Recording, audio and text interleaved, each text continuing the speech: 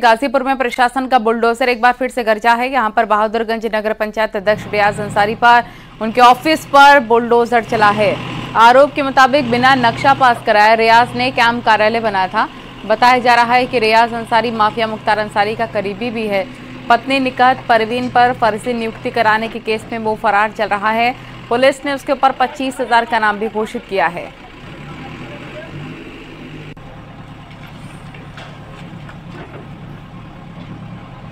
अपने पद का दुरुपयोग करते हुए वहाँ अपने घर में ही काफ़ी कुछ निर्माण करा रखा था, अपना कैंप ऑफिस इत्यादि, जिसे आज अधिशासी अधिकारी नगर पंचायत द्वारा पुलिस और मजिस्ट्रेट के सहयोग से जो जितना भी अवैध निर्माण था उसका ध्वस्तीकरण कराया है। संभल में रंगदारी नहीं देने पर दबंग ने चाकू मारकर मीट कारोबारी की हत्या कर दी। पुलिस ने हत्या के आरोपी को गिरफ्तार कर लिया है। नखासा थाना इलाके की ये पूरी घटना बताई जा रही है। आरोप के मुताबिक मोहल्ले के दबंग ने मीट कारोबारी से 50,000 रुपए की रंगदारी मांगी थी और रुपए नहीं देने पर चाकू मारकर जान ले ली। आनन फानन में परिजनों से हॉस्पिटल लेके गए, जहां इलाज के दौरान उसकी मौत हो गई। वारदात के दौरान जान बचाकर भागते मीट व्यवसायी के पीछे दौड़ते हत्या आरोपियों का सीसीटीवी फुटेज भी सामने आया है।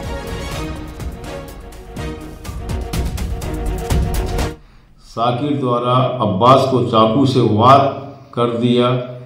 सूचना पर घायल को अस्पताल भेजा गया।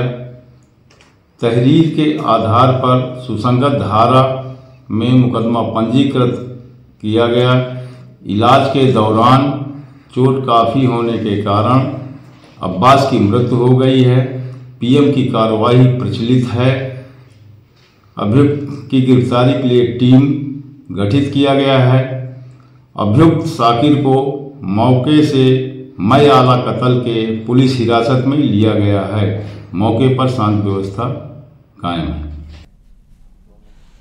औरैया में पुलिस ने नकली नोट की सप्लाई करने वाले 5 आरोपियों को गिरफ्तार किया है। ये आरोपी लोगों को पैसा डबल करने का झांसा देकर असली नोट लेकर नकली नोट थमाते थे। इस तरह की 2 वारदात के बाद पुलिस ने इनकी तलाश शुरू की थी। इन आरोपियों के पास से करीब 5 लाख रुपए बरामद किए गए हैं। साथ ही तमंचा कारतूस भी बरामद किया गया। इनके कब्जे से 4,70,000 रुपए, I-10 तमंचा और जिंदा कारतूस मिला है। एसपी ने गिरफ्तार करने वाली पुलिस टीम को 25,000 का इनाम दिया है।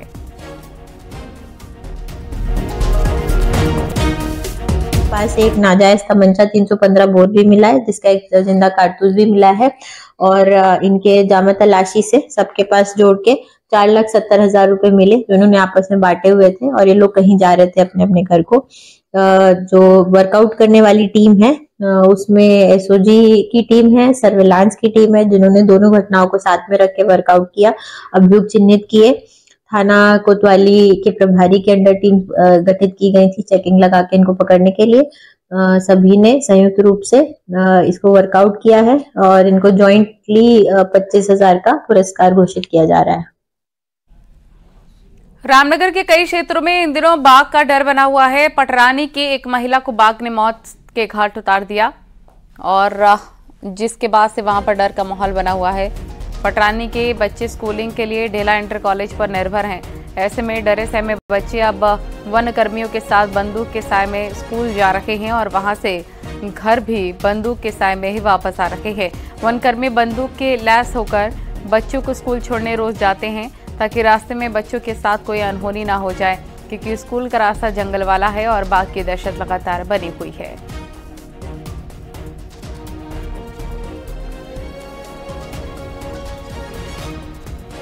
रामनगर में गर्जिया मंदिर के गेट के पास बाघ की मूवमेंट देखी जा रही है। पिछले दिनों मंदिर के गेट पर एक श्रद्धालु के आगे से अचानक बाघ आ गया। हालांकि बाघ ने श्रद्धालु को कोई नुकसान नहीं पहुंचाया, लेकिन इलाके में बाघ की दहशत है, जिसके बाद वन विभाग ने मंदिर के आसपास गश्त बढ़ा दी है। इसके साथ ही बाघ को लेकर लोगों को जागरूक भी किया जा रहा है। कॉर्बेट और उसके आसपास के वन क्षेत्रों में बड़े बाघ अब कई बार जो है सड़कों पे भी दिखाई देने लगे हैं, जिसके बाद से लोगों में दहशत का माहौल है। डर है कि कहीं ये बाघ उनके साथ कोई अनहोनी ना कर दें। आप देख सकते हैं मेरे पीछे यहाँ पर कोसी रेंज की जो का स्टाफ है वो यहाँ पर गश्त पे है। ये लोगों को यहाँ पर रोक रहे हैं कि वो पैदल ना निकलें और ऐसी कोई भी कोई भी ऐसी हरकत ना करें जिससे उनका जीवन संकट में पड़ जाए। तो इस तरीके से यहाँ 3 रेंजों के लोग लगे हुए हैं, कोसी, सरपदुली और बिजरानी। सरपदुली और बिजरानी कॉर्बेट की रेंज है, जबकि कोसी रामनगर वन प्रभाग की रेंज है। ये वो स्थान है जहाँ पर हम खड़े हैं, या जहाँ पर ये कल बाघ का हमें विजुअल दिखाई दिया था, जहाँ से ये बाघ गुजरा था। वो सामने गेट है, यहाँ पर लगे हुए CCTV कैमरे में ये कैद हुआ था। तो यहाँ पर से ये बाघ गुजरा था, उसके बाद से यहाँ काफ़ी डर का माहौल बना हुआ है। गोविंद पाटनी, न्यूज़ 18, रामनगर। बरेली में हुए सड़क हादसे के बाद माहौल गमगीन है। हादसे के बाद कार में आग लगने 60 लोगों की जिंदा जलकर मौत हो गई थी और आग इतनी ज्यादा भयानक थी कि गाड़ी का कोई भी हिस्सा नहीं बचा। सेंटर लॉक की वजह से एक भी कार सवार निकल नहीं पाया और दर्दनाक घटना हो गई। फिलहाल पुलिस उस डंपर की तलाश कर रही है जिससे कार टकराई थी। 3 लोगों की पहचान हो चुकी है। बचे 5 लोगों की पहचान DNA रिपोर्ट के आधार पर की जाएगी।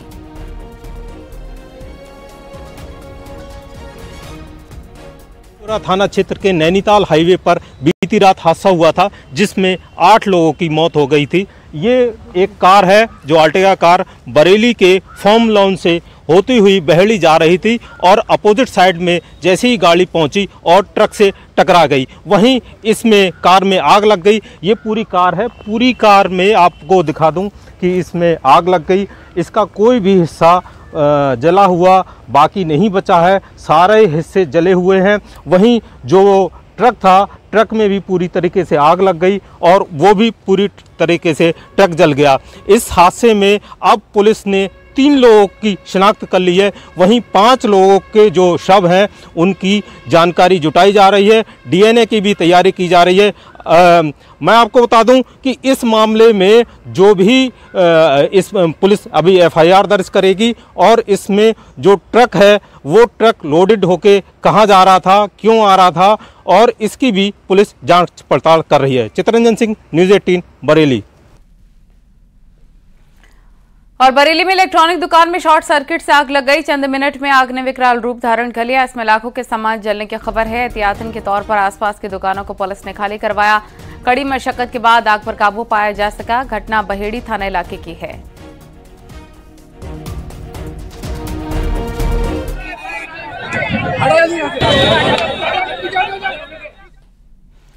कानपुर में यातायात जागरूकता महीना खत्म होते ही बड़ी लापरवाही देखने को मिल रही है। लगातार हादसों के बाद भी लोग जाग नहीं रहे हैं और लोगों की लापरवाही जानलेवा साबित हो सकती है।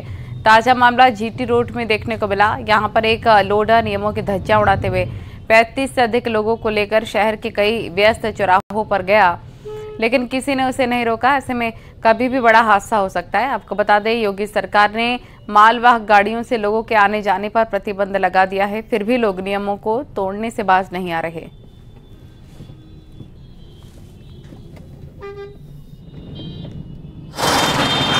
मानकों को ताक पर रखकर और नियमों को दरकिनार करके पुरानी घटनाओं से जानकर अनजान बनते हुए चंद रुपयों के लालच में लोडर संचालक सवारियों को बिठाते हैं और सवारियां भी चंद रुपए बचाने के लिए अपनी जिंदगियां दांव पर लगा रही हैं।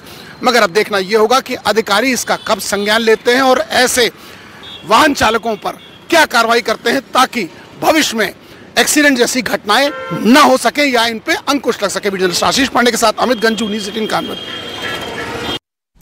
कानपुर में गंगा बैराज पर पुलिस ने बाइकर्स के खिलाफ अभियान चलाया है। यहां पर पुलिस ने 49 बाइकर्स का चालान कर 1,25,000 रुपए का जुर्माना वसूला। स्टंट बाइकर्स को शपथ दिलाई गई कि वो दोबारा ऐसी गलती ना करें। चेकिंग की कार्रवाई से गंगा बैराज इलाके में हड़कंप मच गया है। कई बाइकर्स अपनी बाइक छोड़कर भाग गए हैं।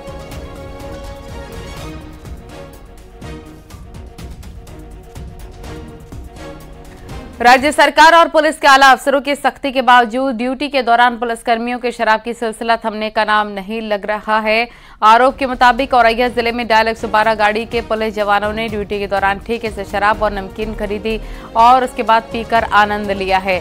पुलिस की इस हरकत का वीडियो वायरल होने पर पुलिस महकमे में हड़कंप मच गया है। वायरल वीडियो के आधार पर पुलिस के आला अफसर मौके पर पहुंचे मामले की जाँच शुरू की है। जाँच के बाद नियम के अनुसार कार्रवाई अमल में लाई जाएगी। सोशल मीडिया में एक वीडियो वायरल हो रहा है जिसमें कुछ पुलिसकर्मी खाते पीते नजर आ रहे हैं। वीडियो के आधार पर सत्यता की जांच की जा रही है कि यह वीडियो ड्यूटी के दौरान का है, ड्यूटी के उपरांत का है। सत्यता के आधार पर अग्रिम नियमानुसार कार्रवाई की जाएगी। मैनपुरी में एक लड़की की संदिग्ध हालत में मौत हो गई। उसका शव गांव की ही एक लड़की। महुआडीह थाना अध्यक्ष पर जमीन विवाद में सुलह समझौते करने के लिए एलईडी टीवी की डिमांड करने का आरोप लगा है और पीड़ित युवक ने एसपी से लड़की की लिखित शिकायत भी की है। एसपी संकल्प शर्मा ने इस पूरे मामले की जांच सीओसीटी को दे दी है। जांच के बाद कार्रवाई होगी। बताया जा रहा है कि युवक का अपने पाटीदार से जमीन का विवाद चल रहा है। ये विवाद जब पुलिस थाने तक पहुंचा तो पुलिस ने दोनों पक्षों को बैठाकर समझौता करवाने की कोशिश की।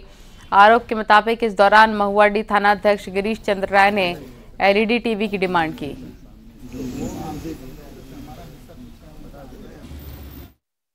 सुलह समझौता कराने के नाम पे जो एसएचओ सर है वो मुझसे 43 इंचेस का एलईडी टीवी मांगे थे कि बाबू दे दो और मैं सुलह समझौता करा देता हूँ। फिर वो सुलह समझौता हुआ नहीं किसी कारणवश। मैं कोर्ट चला गया। कोर्ट अब ये मामला ज़मीन का जो है कोर्ट में चला गया है। कोर्ट में मामला वो चल भी रहा है। फिर एसएचओ सर उस मामले को एलईडी टीवी मैंने दिया नहीं तो उसको लेके वो क्या किए कि कल परसों शाम को हमारे घर पे आए। मेरे चाचा लोग गाली गलौज मेरे दुकान पे आके कर रहे थे लोग, और गाली गलौज भी किए और खुद ही आके एसएचओ सर मेरे फूफा जी को और मेरे वर्कर को दुकान पे आके लोग उठा के लेके चले गए। ऐसा क्यों? इसलिए किए कि मैंने उनको एलईडी टीवी दिया नहीं था 43 इंचेस का। इसी का उसने इश्यू बना के उन्होंने ऐसा किया था। कौन एसएचओ साहब है, क्या माने? महुआडीह थाना अध्यक्ष हैं गिरीश चंद्र राय जी। पहाड़ों में पिछले 3 दिनों से लगातार ठंड में इजाफा होता जा रहा है, जिसकी वजह से जगह जगह पानी जमना शुरू हो गया है। वहीं जोशीमठ औली सड़क पर पाला जमने से गाड़ियां फंस रही हैं। पाला गिरने से कई गाड़ियां फिसल रही हैं। पाले में कार फिसल गई और सड़क हादसे में नीचे गिर गई। गनीमत रही कि कार खाई में नहीं गिरी, नहीं तो बड़ा हादसा हो सकता था। तस्वीरों में आप साफ देख सकते हैं कि सड़क पाले से कैसे सफेद हो गई है, जिसमें सफर करना खतरनाक बना हुआ है।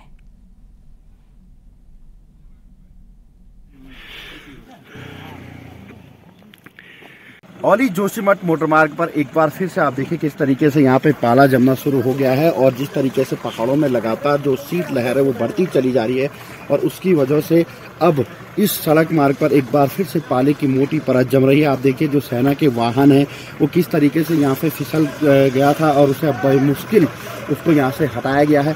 नगर पालिका की ये गाड़ी औली जा रही है, लेकिन ये भी बताया जा रहा है कि पाले की वजह से ऊपर नहीं चढ़ पा रही। और आप दूसरी तरफ देखिए जो पर्यटक औली जा रहे हैं अब उनके वाहन भी यहाँ से फंसे हुए हैं।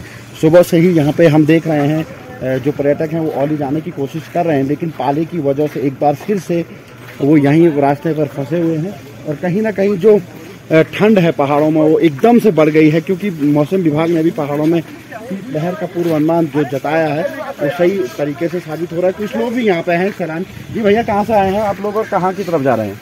जी हम देहरादून से आए हैं और यहाँ औली ट्रिप के लिए आए हैं जी।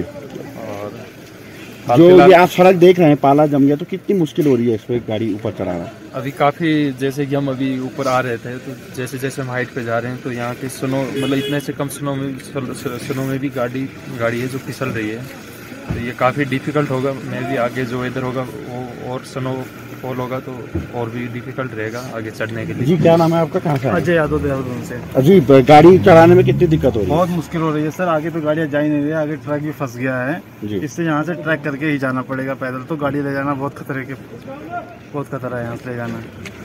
अभी तो मौसम पहाड़ों में बदला नहीं है, लेकिन उससे पहले ही जो ये इस तरीके की कड़ाके की ठंड पड़ रही है उससे कहीं ना कहीं पाला जमना शुरू हो गया है। नाका फोड़ते वक्त मासूम बच्चा गंभीर रूप से घायल हो गया। बम के धमाके से निकले बारूद से बच्चे की दोनों आंखें गंभीर रूप से झुलस गई हैं। गंभीर हालत में बच्चे को अस्पताल में भर्ती करवाया गया, जहां उसका इलाज चल रहा है। मामला लालगंज कोतवाली क्षेत्र की मच्छिया नारी गांव का है, जहां के रहने वाले राम सजीवन का बेटा ऋषि शादी समारोह में इस्तेमाल किए गए बम को घर लाकर फोड़ रहा था।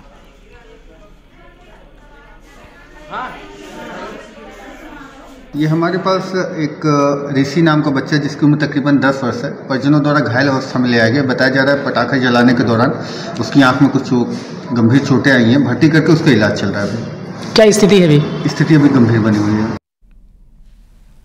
और खबर हापुड़ से, जहां पर थाना बाबूगढ़ क्षेत्र के नेशनल हाईवे 9 पर सरसों के तेल से लदा ट्रक अनियंत्रित होकर पलट गया, जिसके बाद हाईवे पर बीचों बीच सरसों का तेल बिखर गया।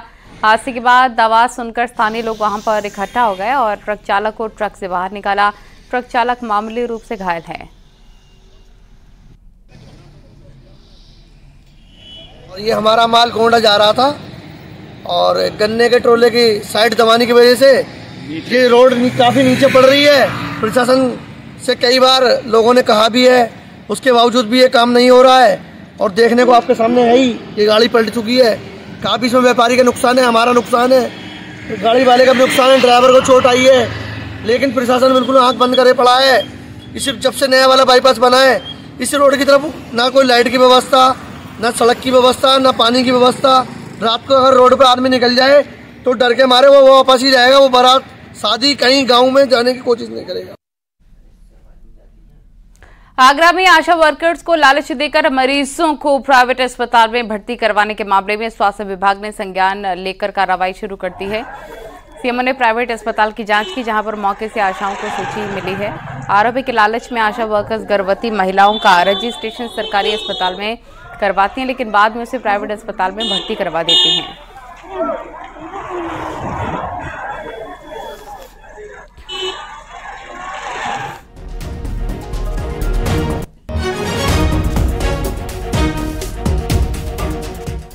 फिरोजाबाद में बिजली के करंट से पिता पुत्र की मौत हो गई। मामला मक्खनपुर के फुलरई गांव का है, जहां लोहे के पाइप हाई टेंशन लाइन से टच हो गए, जिससे कि पिता और बेटे की मौके पर ही मौत हो गई। हादसे के बाद घर में कोहराम मच गया है।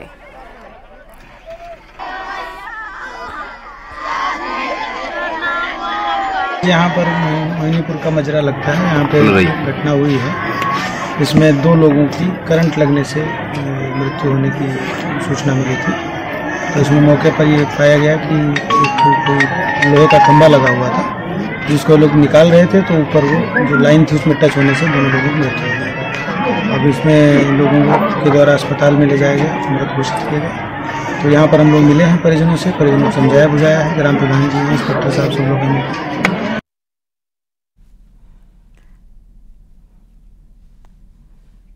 आजमगढ़ में बेलगाम रफ्तार का कहर जारी है, जहां सड़क हादसे में 3 लोगों की मौत हो गई। यहां बेकाबू कार ने बाइक सवारों को टक्कर मार दी। इस हादसे में बाइक सवार दादा पोते समेत 3 की मौत हो गई है और कार सवार 3 लोग गंभीर रूप से घायल हैं। इन्हें अस्पताल में भर्ती कराया गया। जौनपुर से शादी समारोह से लौटते वक्त जोली देव गांव रोड पर यह हादसा हुआ।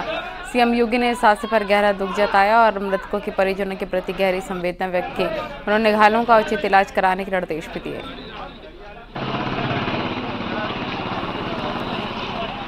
बड़ी खबर आपको आजमगढ़ से बता रहे हैं, घायलों का उचित इलाज कराने के निर्देश। शादी समारोह से लौटते वक्त यह हादसा हुआ।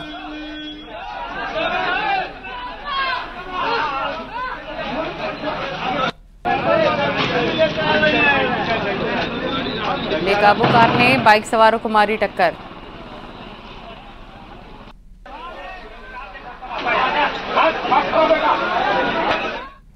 मथुरा से बड़ी खबर, प्रेमी के साथ मथुराई महिला का गेस्ट हाउस में कमरे में शव मिला है। 25 नवंबर को कुरुक्षेत्र से रिलेशनशिप में शम्मी नाम के युवक के साथ मथुराई महिला हरजिंदर कौर। पुलिस ने गेस्ट हाउस से बरामद किया महिला का शव। पुलिस प्रेमी शम्मी से पूछताछ कर रही है। गेस्ट हाउस के कमरे में बिखरा मिला सामान और बेड के नजदीक मिली बियर की खाली बोतल।